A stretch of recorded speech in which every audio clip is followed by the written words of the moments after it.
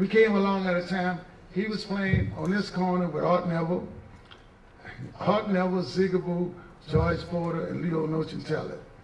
That was before the meters. They were just 4 people playing music.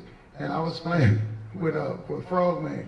And on our break, we used to walk over and check them out. They used to come and check us out.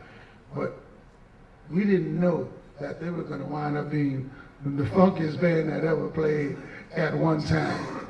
Can I get amen?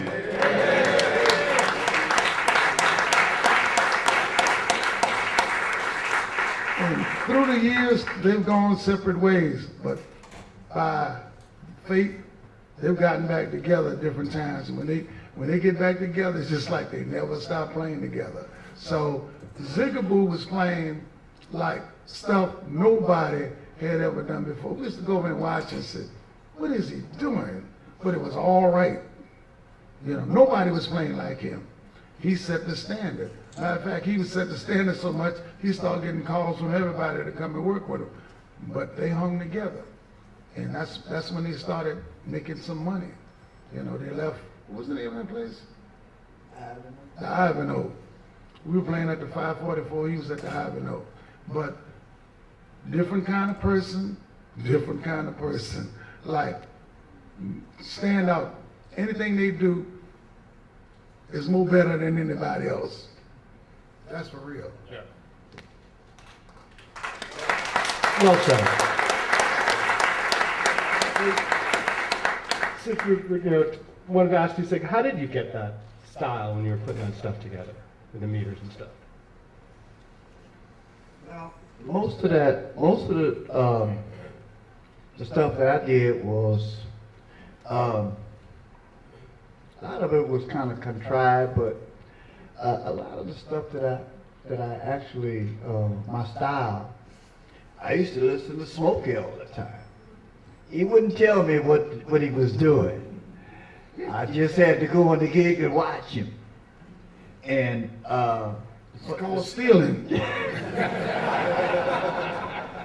but he was, he was such an incredible drummer. Nobody could go to his gig and just play what he played. Now, my thing was, I got like maybe a fifth or a tenth what he was playing.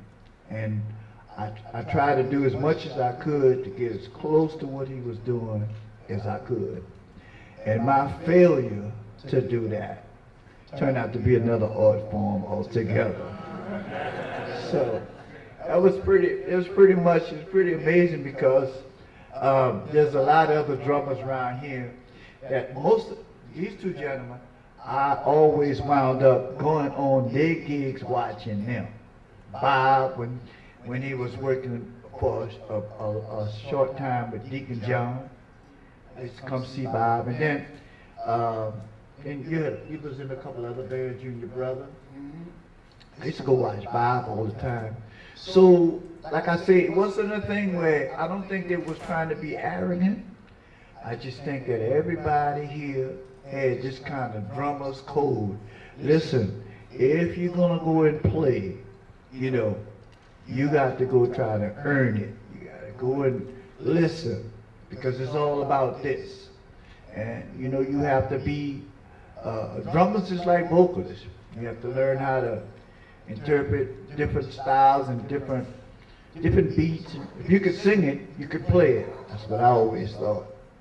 But, like the masters here, they set a precedence, and I was a person that really collected all of these, like Earl, all of the drummers that I actually had a chance to actually see play. There's a lot of drummers I know of that are great drummers here, Tanu, all these fine drummers that I didn't get a chance to see because I came so late in the game. But nevertheless, if anybody should happen to ask me, I'll tell them, whatever your definition of Zigaboo is, it's just a collage of all the drummers that I heard play in my lifetime from here. All the other drummers, I know nothing about them. You heard them on the record. Now, you know, it's getting to the age now where you can see them on videos, you can see them on internet, you can see different drummers. People I heard about all my life but never seen. But the drummers, I was definitely a homegrown product, and I was definitely trying my best to emulate the heroes that I thought was the best drummers in the world. And I'm just happy that I was able to pull that off. It's just kind of like fell into place. I got a chance to play with some other musicians. And we call ourselves the Meters after a while. But they did me another big favor because Leo Nocentelli was one of the premier writers of the group. And he always had this real, he's real aggressive with songwriting and stuff like that. But they never really asked me to play one drum part. They said, Zig, you know, here's the song, you make up your own drum part. You do what you want to do. And they just kind of trusted that whatever I was playing was what they wanted to stick with. Nobody never told me, hey look, don't do it this way, do it this way. Or don't do that, do this. I never had that kind of interference, so they let me flow and do what I did the best. And it turned out really well, so it worked out pretty good for the whole group. And I owe it all to the masters, the people that I actually listened to and acquired a great deal of substance as a drummer. Thank you very much.